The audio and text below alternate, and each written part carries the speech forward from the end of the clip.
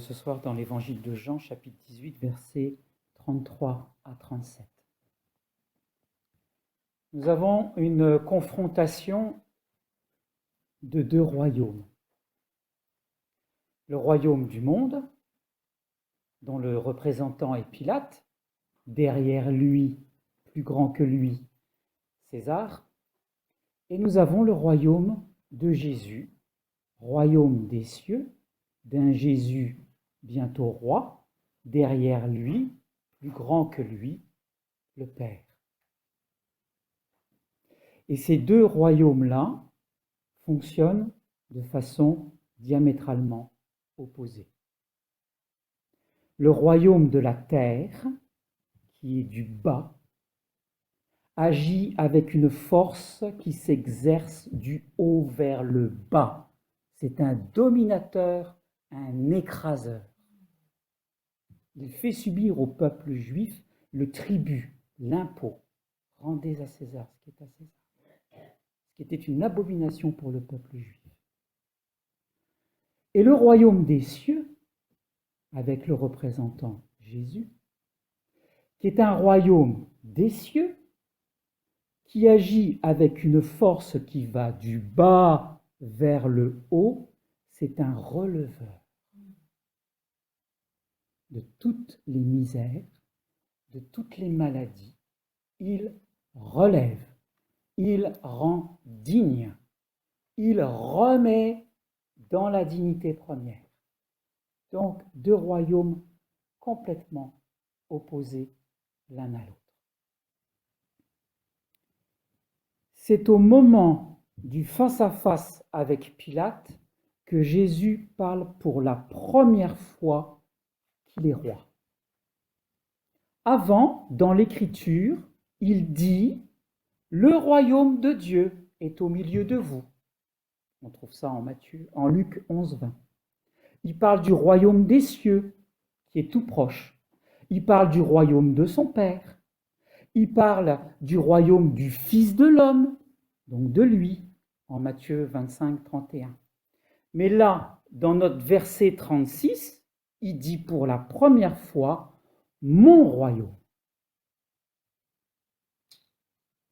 Au moment d'aller à la croix, à la condamnation, il commence à révéler son identité, sa vraie identité. Je suis roi.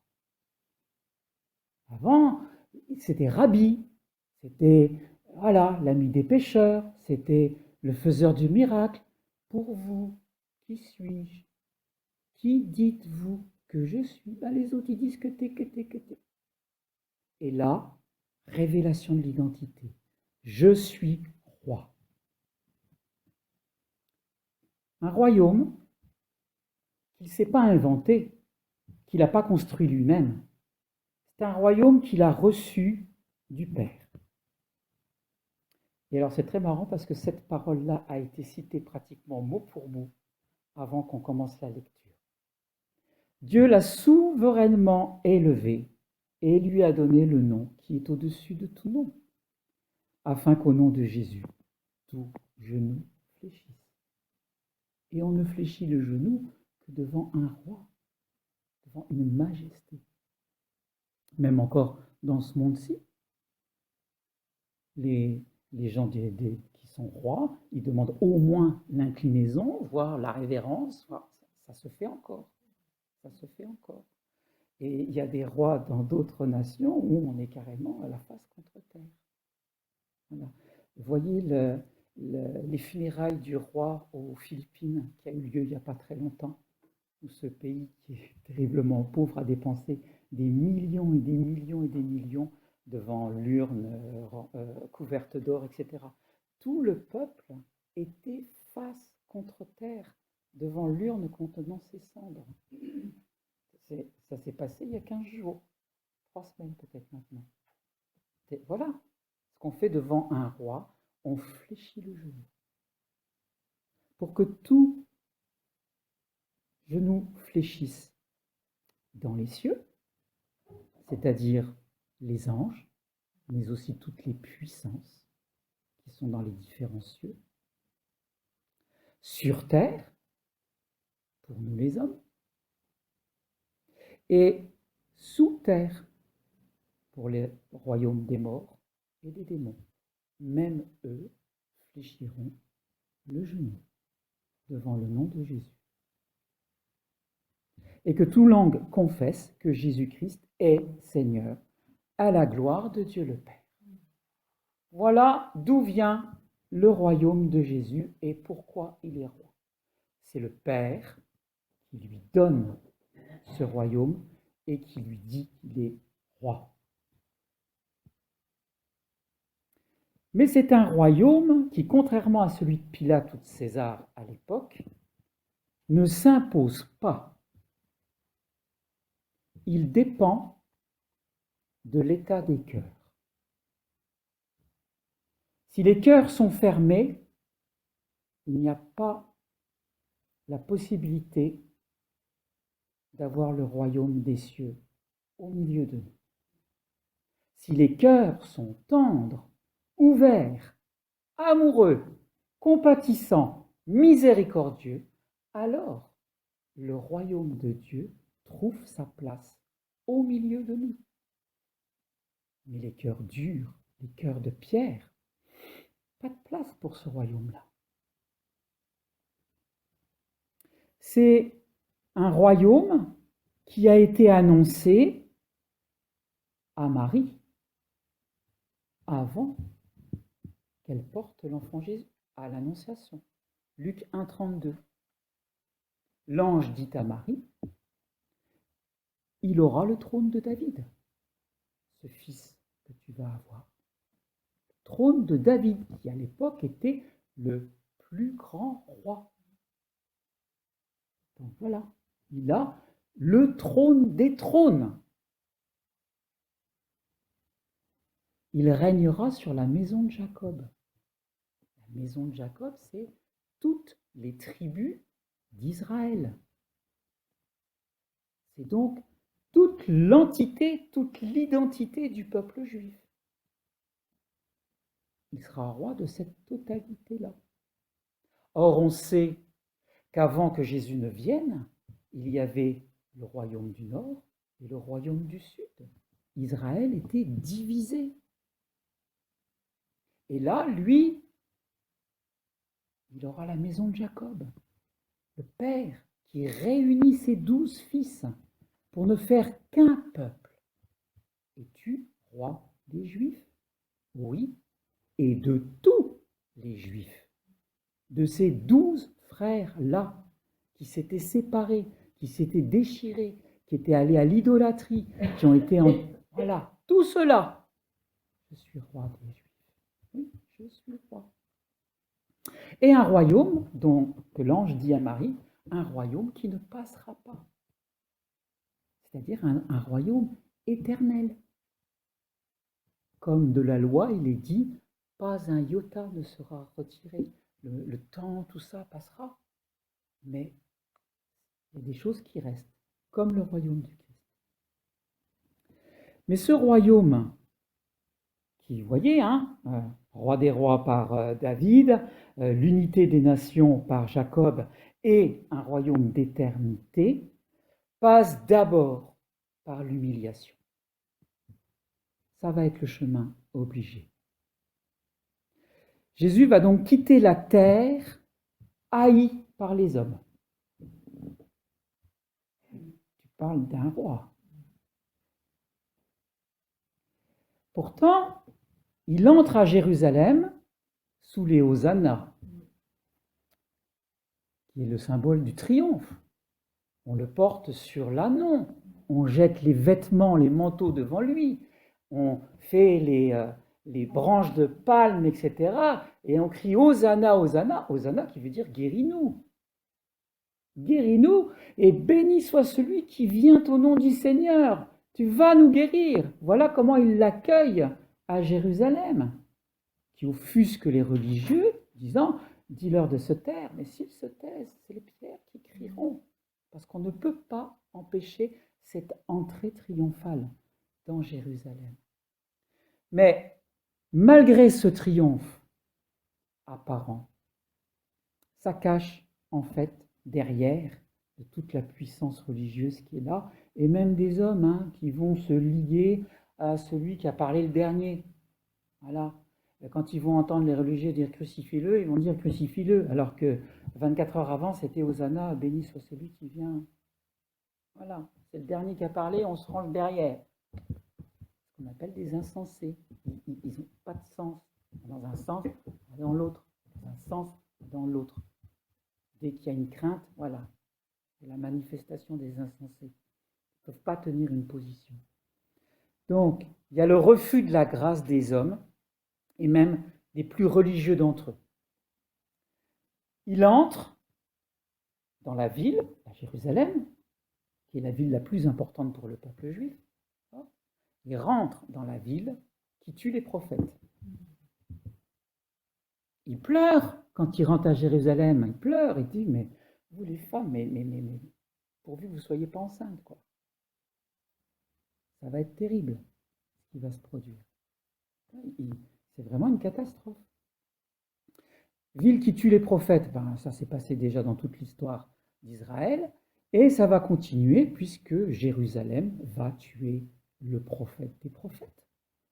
Celui qui annonce le royaume du Père, celui qui annonce la venue du Saint-Esprit, ce prophète-là, on va le zigouiller, on va le passer au bois de l'infamie. Donc, il est même mis en dehors du camp, puisqu'il sera crucifié à l'extérieur de la ville, c'est-à-dire en dehors de la communauté religieuse, comme un impur, comme un lépreux.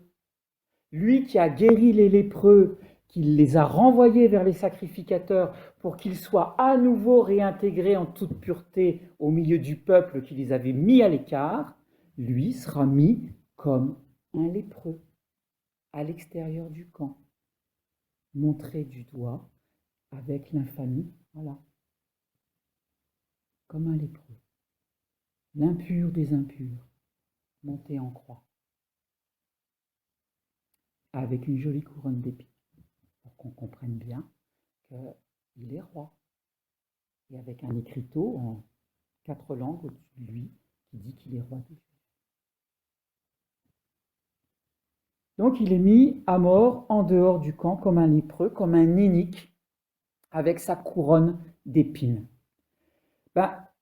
Pour un roi, ça nous fait dire que c'est un royaume un peu bizarre, un peu étrange, et puis c'est pas un royaume dans lequel on a envie d'entrer, parce que c'est un royaume de souffrance, c'est un royaume de condamnation, c'est un royaume où on est pointé du doigt, injurié, insulté. Il ne faut pas se tromper sur ce qui nous est montré, il faut ouvrir les yeux sur ce qu'il y a derrière, parce que le royaume du Christ, c'est un royaume qui vient plus tard. Plus tard que cette mise en croix, que ce roi crucifié. Pourtant, pendant qu'il est crucifié, pendant qu'il est au jardin, en train de souffrir, pendant qu'il sait qu'il va aller à la mort, c'est un roi qui fait des rois.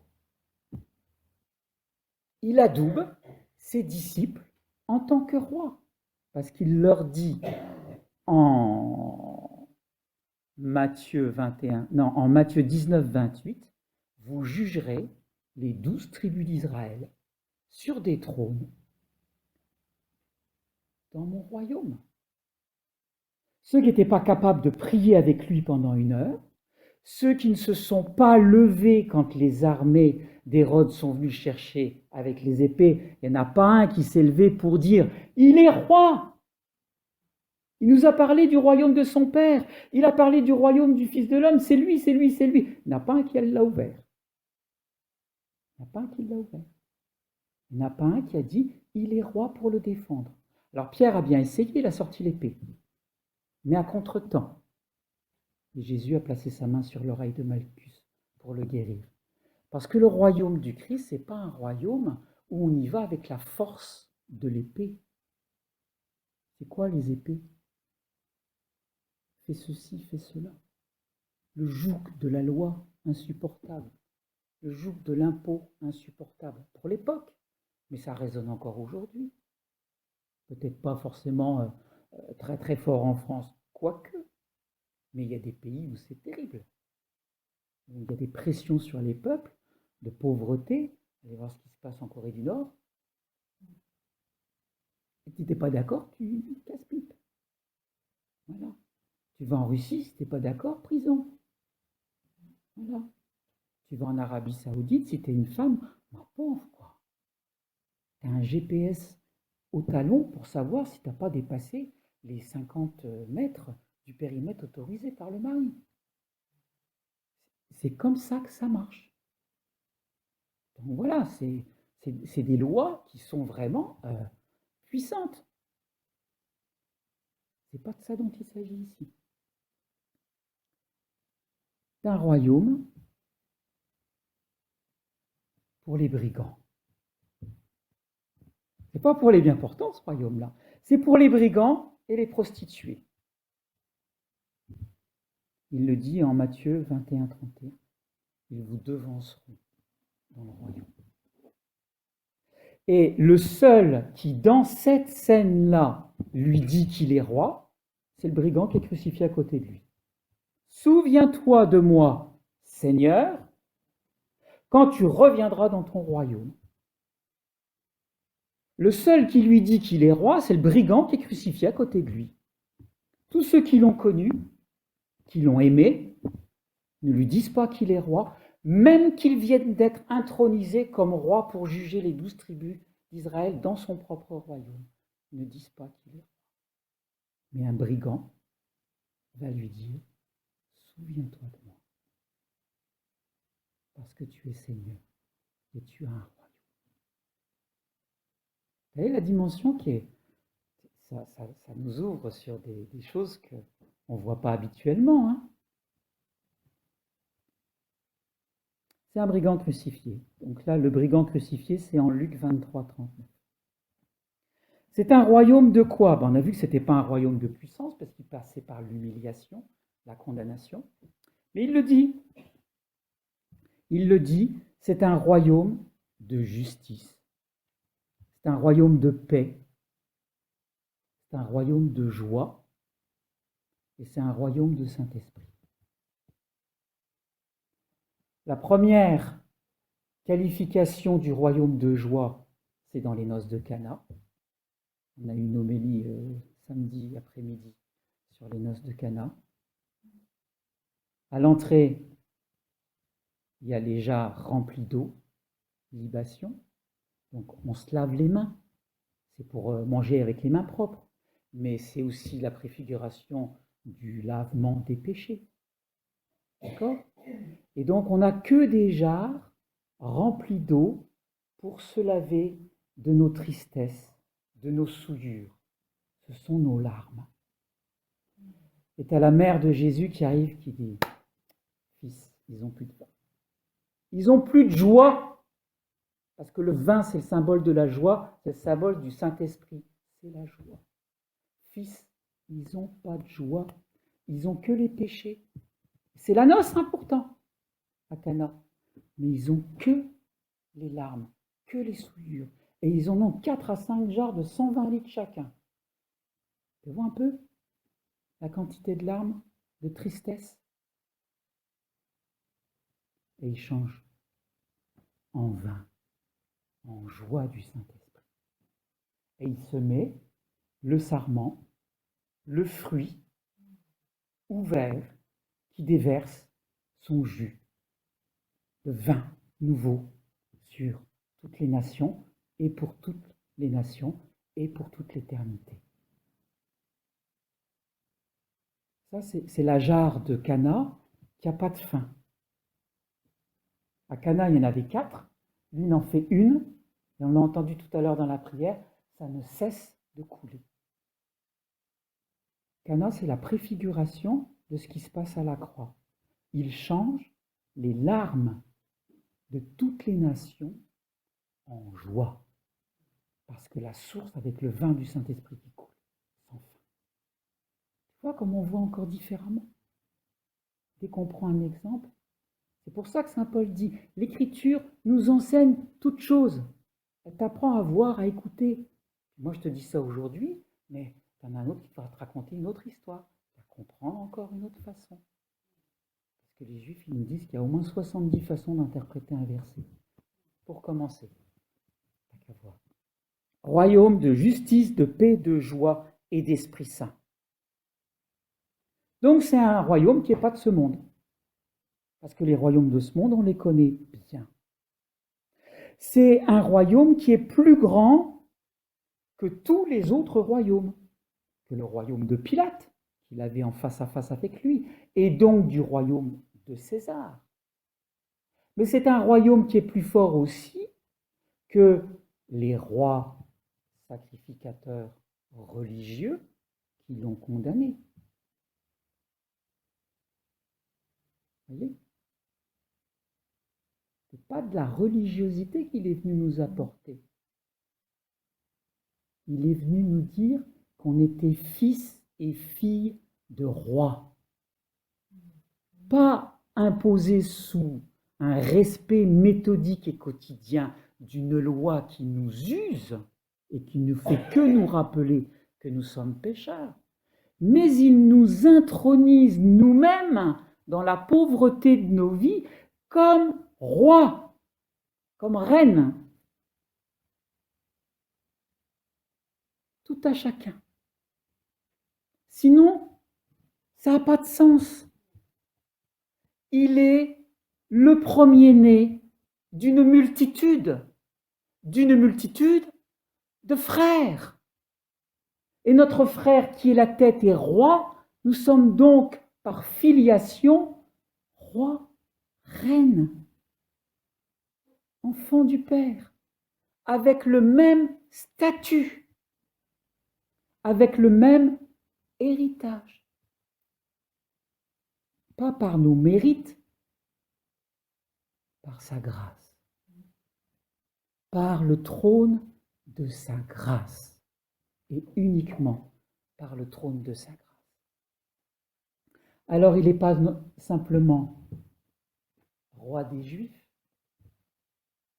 mais il est roi de tous ceux qui sont par lui devenus juifs, puisque nous avons circoncis notre cœur. C'est Saint Paul qui dit ça, que votre cœur soit circoncis.